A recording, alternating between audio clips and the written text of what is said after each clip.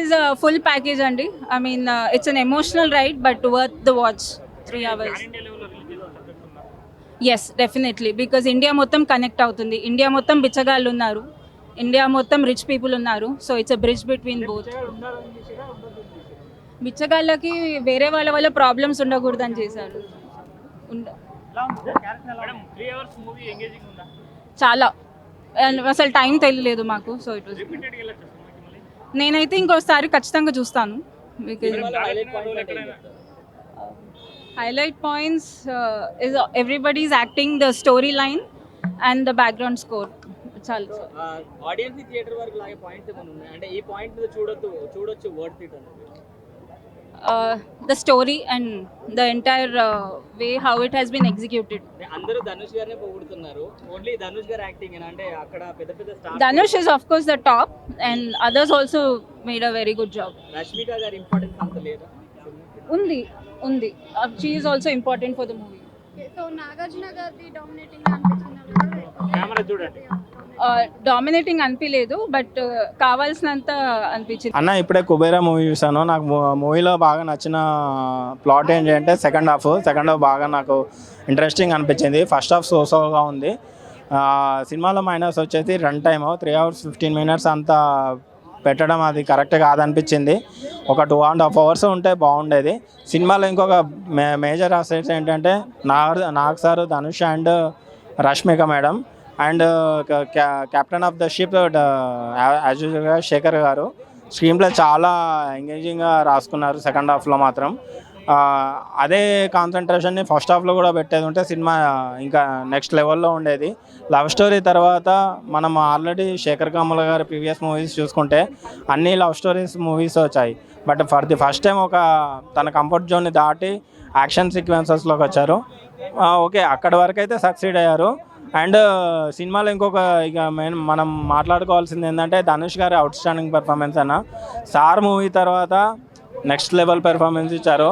నాకు సార్ చెప్పినట్టు వాళ్ళ ముగ్గురు ఎవరు కనిపించారు. ఒక స్టోరీ స్క్రీన్ ప్లే మనకు మాత్రమే సెకండ్ హాఫ్లో అనేది కనిపిస్తుంది. సో మనకు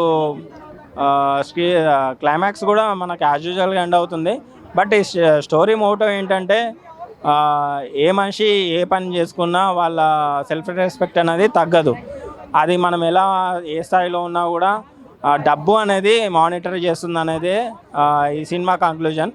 స్టోరీ మనకు ప్లాట్ అనేది చాలా మనీ లాండరింగ్ సంబంధించిన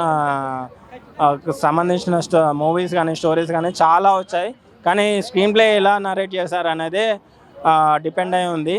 సో సెకండ్ హాఫ్లో దాన్ని ఎంతో కొంత సక్సీడ్ అయ్యాడని అనుకోవాలి. బట్ రన్ టైం మాత్రం నాకు కొంచెం డిసప్పాయింట్ అనిపించింది. 3 hours 15 minutes కన్నా ఒక 2.5 hours పెట్టేది ఉంటే సినిమా అయితే నెక్స్ట్ లెవెల్లో ఉండేది. అండ్ పెర్ఫార్మెన్స్ పరంగా వచ్చేసి ధనుష్ గారు కానీ నాగ్ సార్ కానీ మెయిన్గా Nag sir and Rashmika key role play చేశారు.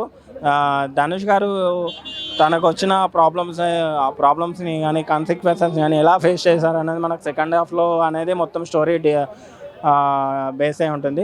సో ఫస్ట్ హాఫ్ కొంచెం డ్యూరేషన్ కానీ లేదంటే సెకండ్ హాఫ్లో కొంచెం డ్యూరేషన్ తగ్గించేది ఉంటే బాగుండేది సినిమా. ఓవరాల్గా అయితే జస్ట్ వాచబుల్ అంతే. 2.75 ఇవ్వచ్చు సినిమాకి.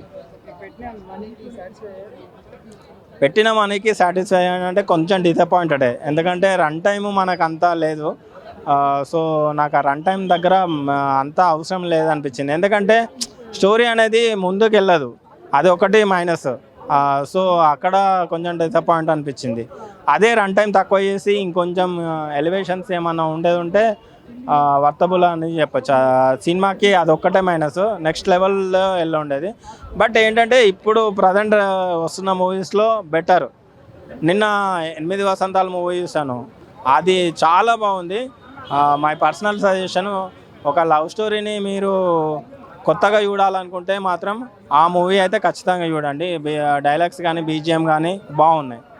సో ఈ మూవీకి వచ్చేసి ఫస్ట్ హాఫ్ మాత్రం కొంచెం లాగ్ అనిపించింది. క్యారెక్టర్స్ అవి బిల్డ్ చేయడానికి ఇవన్నీ క్యారెక్టర్ బిల్డింగ్ స్టోరీలో ఆయన అనుకుంది చెప్పడం కోసం తీసుకోవడం తప్పలేదు. కాదు 15 minutes ట్రిమ్ చేయొచ్చు అనిపించింది నాకు. పాన్ ఇండియా లెవెల్ సబ్జెక్ట్ అని న్యూ సబ్జెక్ట్ ఇది రొటీన్ మూవీ అయితే కాదండి. ధనుష్ది నాగార్జున మధ్యలో బాగుందండి. ఎమోషనల్ మూవీ అంతా కూడా ఎమోషనల్, మోస్ట్లీ ఎమోషనల్గా బాగా కనెక్ట్ అవుతారు ప్రతి ఒక్కరు. రిపీటెడ్గా సెకండ్ టైం చూడొచ్చండి. ఇంకా 2-3-4 టైమ్స్ అని చెప్పలేం, కానీ ఇంకొక ఎవరైనా ఇంట్రెస్ట్ ఉన్న వాళ్ళకైతే సెకండ్ టైం చూడొచ్చు. బోరింగ్ కొట్టదండి. అయితే కొన్ని సినిమాలు సినిమాటిక్ లిబర్టీస్ అనేది ప్రతి మూవీలో తీసుకుంటారు ప్రతి డైరెక్టర్. ఆ సెకండ్ హాఫ్లోనే కొంచెం సినిమాటిక్గా కొన్ని అనిపించినాయి తప్పించి మిగతాదంతా ఓవరాల్గా బాగా తీశారు. బాగుందండి వాళ్ళ కాంబినేషన్. అంటే మొత్తము కంప్లీట్గా ఎదురుగా ఉంటారని ఉండదు. స్టార్టింగ్లో కలుస్తారు, మళ్ళీ మధ్యలో